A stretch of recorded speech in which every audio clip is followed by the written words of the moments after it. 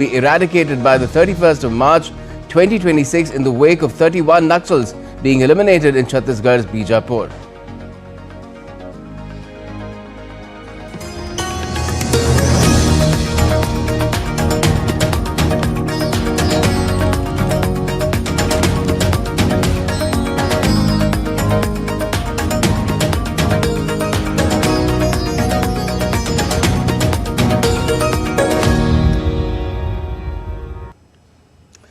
US President Donald Trump reportedly spoke to Russian President Vladimir Putin over the phone to discuss ending the long-standing conflict in Ukraine. According to a New York Post interview, Trump said that Putin, this is within quotes, Putin wants to see people stop dying, end quote. Trump was also quoted as saying that he better not say how many times he'd spoken with Putin, but touted a good relationship with his Russian counterpart. The US President expressed hope that the Russia-Ukraine conflict, which is nearing its third anniversary, ends fast. He had previously vowed to end the conflict within 24 hours of taking office and then revised it to 6 months. Meanwhile, Kremlin spokesperson Dmitry Peskov on Sunday said he could neither confirm nor deny reports of a conversation between the two presidents. In his first official foreign visit in his new role, NATO Military Committee Chair Giuseppe Cabo Dragone arrived in Ukraine. President Volodymyr Zelensky met Dragone and visited a defense industry enterprise. Both the leaders reviewed the capacities and characteristics of Ukraine's long-range weaponry. Key topics discussed included preparations for the upcoming Ramstein meeting, continued military assistance from NATO member states, and direct investments in domestic production of long-range drones. Now to another theatre of conflict. The Israeli military withdrew from the Netzarim corridor dividing northern and southern Gaza in line with the ceasefire deal with the Hamas. A large number of Gazans were seen moving north along Salah al-Din Street on Sunday following Israel's withdrawal from the area. Vehicles lined up at checkpoints as Gazans attempted to return to their homes in the north. The withdrawal comes after the latest release of Israeli hostages by the Hamas. Israeli security forces have expanded their military operations in the occupied West Bank, now targeting Nur Shams region. The large-scale counter-terrorism operation, which began in Jenin in January, involves the military, police and intelligence agencies. According to Israeli officials, several militants have been killed and multiple wanted suspects have been detained. Saudi Arabia has firmly rejected Israeli Prime Minister Benjamin Netanyahu's remarks on displacing Palestinians. In a statement on Sunday, the Saudi Foreign Ministry affirmed its categorical rejection of the Israeli Prime Minister's remarks about displacing Palestinians from their land. Israeli officials have reportedly suggested creating a Palestinian state on Saudi territory, a proposal that has drawn sharp condemnation from Egypt and Jordan. The fate of Palestinians living in Gaza has been upended after US President Trump's shock proposal of taking over the land last week. Trump also claimed that Saudi Arabia was not demanding a Palestinian state as a condition for normalizing ties with Tel Aviv. However, Riyadh has clarified that it would not establish ties with Israel without the creation of a separate Palestinian state. And Israeli Prime Minister Benjamin Netanyahu has hailed US President Donald Trump as Israel's greatest friend ever during an interview with Fox News. Speaking on Saturday, Netanyahu also stressed the need to stop Iran's nuclear ambitions and secure the release of the remaining hostages. I think President Trump is the greatest friend that Israel has ever had in the White House. I think he's not only making a tremendous change in the Israeli-American alliance, strengthening it beyond anything we've seen up to now, but also he's a great leader for America and for the world. And all of that comes together in this meeting between two great allies, America and Israel. We still have an issue. The President and I discussed it. Iran's quest for nuclear weapons. They cannot be allowed to have nuclear weapons. We both agree on that. And we also have to finish off what remains of Hamas while we try to get all our hostages out. We agree on all that. Egypt has announced an emergency Arab summit on the 27th of February to discuss serious developments for Palestinians amid regional and global condemnation of US President Trump's suggestion to take over the Gaza Strip. In a joint press conference with Israeli Prime Minister Benjamin Netanyahu last week, Trump had suggested to take over the Gaza Strip and create a Riviera of the Middle East after resettling Palestinians elsewhere. Meanwhile, Egyptian Foreign Minister Badr Abdulati is heading to Washington, D.C. on Sunday for talks with senior officials from the new Trump administration and members of the Congress. Family members and relatives of Israeli hostages protested on Saturday, demanding for the immediate release of all hostages. The protesters said they were shocked by the condition of 3 released hostages and worried about the physical and mental state of the remaining hostages. The frail, disoriented appearance of the 3 freed hostages on Saturday sparked dismay among their relatives. The trio appeared thin, weak and pale, in worse condition than the 18 other hostages already freed under the truce pact. Israeli Prime Minister Benjamin Netanyahu said the sight of the frail hostages was shocking and would be addressed. And the families of Thai farm workers held hostage in Gaza for over a year wept with joy and hugged their loved ones as they arrived in Bangkok on Sunday. The 5 Thais smiled as they walked into the arrivals hall at Bangkok's Suvarnabhumi airport after being freed on the 30th of January, as part of a ceasefire deal aimed at ending the Gaza conflict. The Thai nationals landed in Bangkok at 7:30 a.m. local time on Sunday and were met by overjoyed relatives and officials from the Ministry of Foreign Affairs. When the Hamas attacked Israel on the 7th of October 2023, 31 Thais were abducted, with 23 released by the end of that year and 2 confirmed dead in May last year. 1 Thai national is still believed to be alive in Gaza. Polls opened across Kosovo on Sunday in legislative elections taking place against a backdrop of an ailing economy and renewed tensions between ethnic Albanians and Serbs. Eligible voters are casting their ballots to elect 120 lawmakers among 26 political groupings and 1 independent candidate in what's being seen as a key test for incumbent Prime Minister Albin Kurti. This is the first time since independence in 2008 that Kosovo's parliament has completed a full 4-year term. The 3 Baltic states are connecting to European Union's power grid after they seamlessly severed Soviet-era ties with Russia's network, a shift motivated by security concerns. Estonia, Latvia and Lithuania, former Soviet states that are now EU and NATO members, have been keen to make the change since Russia invaded Ukraine in 2022. The war struck fear into the small Baltic countries that they too could be targeted. The staunch Ukraine supporters also worried that Russia would blackmail them through this electricity supply system.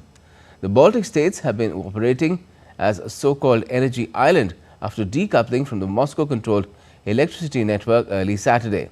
They have since tested their frequency or power levels to assure Europe their system is stable, according to Lithuania's state-run grid operator Litgrid, and now the connection has been established. A new government was formed in Lebanon on Saturday after more than 3 weeks of talks with rival political parties. New Prime Minister Nawaf Salam said the 24-member cabinet would prioritize financial reforms, reconstruction and implementation of a United Nations resolution seen as a cornerstone to stability on the Lebanese border with Israel. The Christian Lebanese Forces Party, which is fiercely opposed to Hezbollah and has not been part of a cabinet in more than 5 years, also picked 4 ministers, including Foreign Affairs Minister and Energy Minister. Now that we have announced the government, which I hope will be a government of reforms and salvation, I would like to emphasize the following points, which I place at the top of my priorities. First, reform is the only path to the real salvation, and this requires the government to ensure security and stability in the Lebanon by completing the implementation of Resolution 1701 and the ceasefire agreement and following up on Israel's withdrawal to the last inch of Lebanese territory. This is in conjunction with reconstruction, which I previously said is not a promise but a commitment. And still to come in this edition of DD India Live. Sotheby's first international auction in Saudi Arabia features collection of artworks and rare artifacts. And Team India needs 305 runs to beat England in the second one-day being played at Cuttack.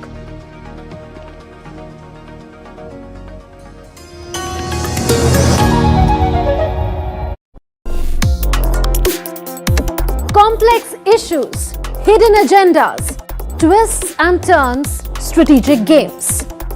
We think all dots are linked. We just need to connect them.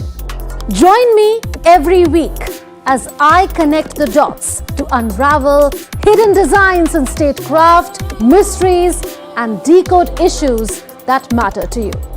Watch Connecting the Dots with me at these times on DD India.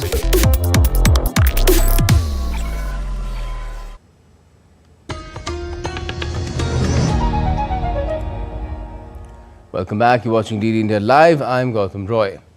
Now, Saudi Arabia's historic city of Diriyah transformed into an auction house on Saturday night as art enthusiasts, collectors and first-time bidders gathered for Sotheby's first ever auction in the kingdom.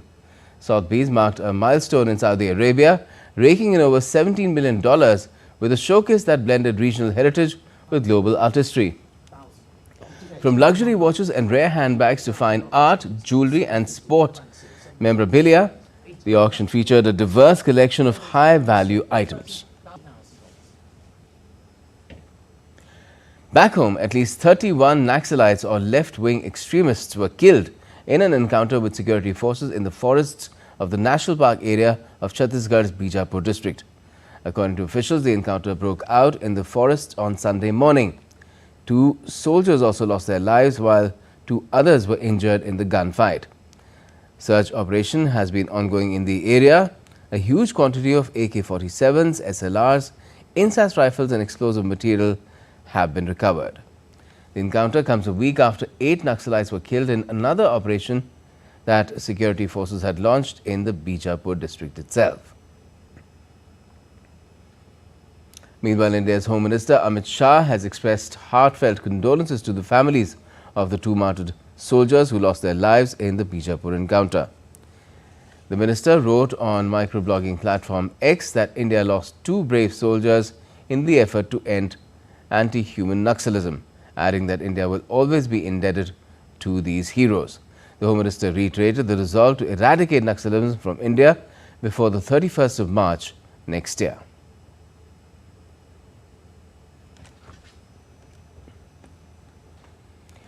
Now, India's Prime Minister Narendra Modi is set to visit Paris for the upcoming Artificial Intelligence AI Action Summit, a global gathering of leaders focused on the future of AI. His visit is expected to further strengthen India-France relations. In an exclusive conversation with DD India's Tapas Bhattacharya, India's ambassador to France, Sanjeev Singla, shared insights on the upcoming visit. Joining me is India's ambassador to France, Sanjeev Kumar Singla, to talk about Prime Minister Narendra Modi's visit to Paris. Sir, first, thank you so much for giving your time. What are the key areas that Prime Minister Modi and the French President can work on, especially when he is coming? Prime Minister Modi is coming here for the AI summit. That's a big thing that India has been given this chance to become a co-chair. Do you believe that that's going to be a major uptick for both the countries going forward? Well, AI, as you know, is one of the revolutions sweeping our times with enormous implications for our society, for our politics, for our economy. And there, India brings to the fore the voice of the global South, given the concerns we have about making sure that there is an equitable access to AI technology. There is no digital divide, so to speak, that it should be safe, it should be trustworthy, it should be open and inclusive, with adequate care for the impact it's going to have on the future of work, on the future of labor, how it's going to be governed. So those are the common concerns which we have. And it also lays the foundation for how we can collaborate with France in critical public sectors like healthcare, for instance. So essentially you have 3 components to AI, which is the compute, which is the hardware, GPU, etc. You have the model, and you have the data. And our strength is in data, the continental size data, which can be used in a safe manner to bring new models which are anchored in our cultural needs, our needs as a society, and that's the importance. Right. So also I'd like to ask you, when it comes to France, the other natural ally of India, what are the key emerging technologies that both countries can work together, taking the friendship further? Well, as I mentioned, we are working in several areas. We have a long history of collaboration in the area of science and technology, and that's a huge, huge umbrella under which so many other topics which come in. AI is one major example where we are going forward. As you know, India and France, our strategic partnership is anchored in areas like defense and security and space, nuclear. So take defense, for example. We are all aware of how the emerging technologies like AI and other things, doctrines are getting changed in major conflict zones, whether it's in Europe or in the Middle East, whether it's drones, whether it's special materials, and those are areas which are under discussion, continuing discussion between the two countries, and continue to be a priority area. Much appreciate your time. So that was India's ambassador to France, stating that France is a natural ally, and with new emerging technologies, both countries will like to take the relationship forward. With camera person Rakesh, this is Tapush Bhattacharya for DD India from Paris. India's Railways Minister Ashwini Vaishnav reviewed the work of Gorakhpur Amrit Station in Uttar Pradesh and discussed the planning for integration of airways and railways. The Railways Minister said that the design of the station has been made keeping in mind the culture and heritage of Gorakhpur. He also informed that instructions have been given to officials to prepare a plan for creating a new railway station near the new airport terminal. Now, Prime Minister Modi is set to engage with students, parents and teachers in the much anticipated Pariksha Pe Charcha 2025, scheduled to take place on the 10th of February. This annual event aims to address exam stress, offer motivational guidance and provide valuable insights on exam preparedness. Here's a detailed report. In a record-breaking response of over 5 crore participants have registered for this year's 8th edition of Pariksha Pe Charcha, making it the largest ever edition of this event. A total of 36 students from all states and union territories have been selected to interact directly with Prime Minister Narendra Modi. This year's Pariksha Pe Charcha has been revamped with a fresh and immersive format, featuring 7 key themes ranging from mental health, mindfulness to technology, sports and financial literacy. Prime Minister Narendra Modi will personally address students concerning about exam pressure, time management and career choices, while also encouraging them to think beyond textbooks and develop a broader perspective on life and learning. Pariksha Pe Charcha 2025 will be broadcasted live on Doordarshan as well as streamed on the official social media platforms of Ministry of Education, PIB and Prime Minister Narendra Modi. Schools across the country have also made special arrangements for students to tune in and participate. With exams around the corner, Pariksha Pe Charcha continues to serve as a guiding light for the students, helping them to face academic challenges with confidence and a positive mindset. Kriti Vadhera's report for DD India. Now, the 5-day Aero India 2025 is set to commence in Bengaluru on the 10th of February. The 15th edition of the biennial event will show spectacular flypasts, aerobatic performances and cutting-edge technology exhibitions. Aero India is India's premier aerospace and defense exhibition. It is a flagship event that brings together global industry leaders, government officials, technology experts and defense strategists under one roof. The event not only showcases the nation's technological prowess and innovations but also provides a dynamic platform for international cooperation and strategic dialogue. In addition to the aerial displays, Aero India 2025 will showcase over 800 exhibits from more than 15 countries. India's President Draupadi Murmu will be visiting the Mahakumbh in Prayagraj on Monday. During her day-long visit to Prayagraj, the President will take a holy dip and offer prayers at the Triveni Sangam. She'll also offer prayers at the Hanuman Temple and pay a visit to the Digital Kumbh Anubhav Centre. Let's get you some sports now as well, where India are off to a good start in the chase of 305 runs as Rohit Sharma has surpassed Chris Gale in the list of batters with most sixes in ODI cricket following his great start in the match. Rohit now sits at the second position while Shahid Afridi tops the list with 351 ODI sixes. Earlier, Ravindra Jadeja scalped 3 for 35 in his quota of 10 overs, but England still posted 304 runs all out.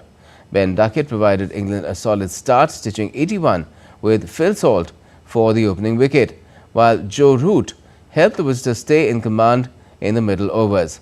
Liam Livingstone played a brisk cameo to power England to a total of over 300. Meanwhile, India are playing with two changes in the team, with Virat Kohli and Varun Chakravarti coming in for Yashasvi Jaiswal and Kuldeep Yadav. And right now, India are in the 7th over with the score at 48 for no loss. Now, Tejas Ashok Shirse clinched gold in the 110-meter hurdles at the 38th National Games, securing his third consecutive title. In an exclusive chat with DD India's Narayan Singh, he praised the top-notch infrastructure and smooth management of the event. The track and field is buzzing by the athletes like Tejas, who won gold in 110-meter hurdles. Tejas, a wonderful race, and again making a hat-trick of the golds in the national game. How you look this achievement? Really great. I'm really grateful to run consecutive run a good races consecutively and win 3 gold medals in national games, because national games is such a high quality games, and it's same as like mini Olympics for India, let's say. So it really feels great to be consistent at this national games, and I'm hoping to stay consistent. Whenever I'm playing, you play to win. So whenever I'm playing, I want to win. Talking about the current ecosystem of the Indian sports, the way things are happening, national games are there, Khelo India games are there, university games are there, and a consistent improvement is there in the performance of the Indian athletes. So overall, how you look this revolution in Indian sports? I think Indian athletics is really buzzing, and Indian athletes can do really well in international circuit, because I have seen the international circuit and we are no less than them, I know. So it's just the mindset barrier. And Neeraj Bhaiya has been a great role model for everybody. He's a trailblazer, and I think everybody, if we really believe, we can really go and achieve some great feat in out there in like Olympics, let's say World Championships, Asian Championships, and Asian Games. Talking about the infrastructure in the Uttarakhand, the track here is a synthetic track, smart track, and the chips are there beneath the tracks. And also, we can say that consistent improvement in the infra of the Indian sports. So, what's your opinion on the developed infrastructure in the Indian sports, especially in Uttarakhand right here? It was really great to run over here, and environment was also very nice, Bahar Day, and I love the environment over here. I think I'm blessed to be able to get the very good infrastructure and show my potential to out there, so and increase my performance basically. So yes, it does matter, and kudos to Uttarakhand for having such a facility out here. So the way Tejas said, kudos to Uttarakhand, the kind of infra is here, the kind of support is here. So hoping that this kind of sporting environment will continue. With camera person Manmohan, Narayan Singh, DD India, Dehradun. And that's all we have for this edition of DD India Live, but let us know your thoughts on the news of the day. And for those on the go, you can get all the latest news and updates from India and across the world on DD India's mobile app. It's available on both Android and iOS. You can scan the QR code on the screen and download the app right away. And we'll be back with more news as it breaks here on DD India. I'm Gautam Roy, and from all of us here in Delhi, thanks for watching DD India Live.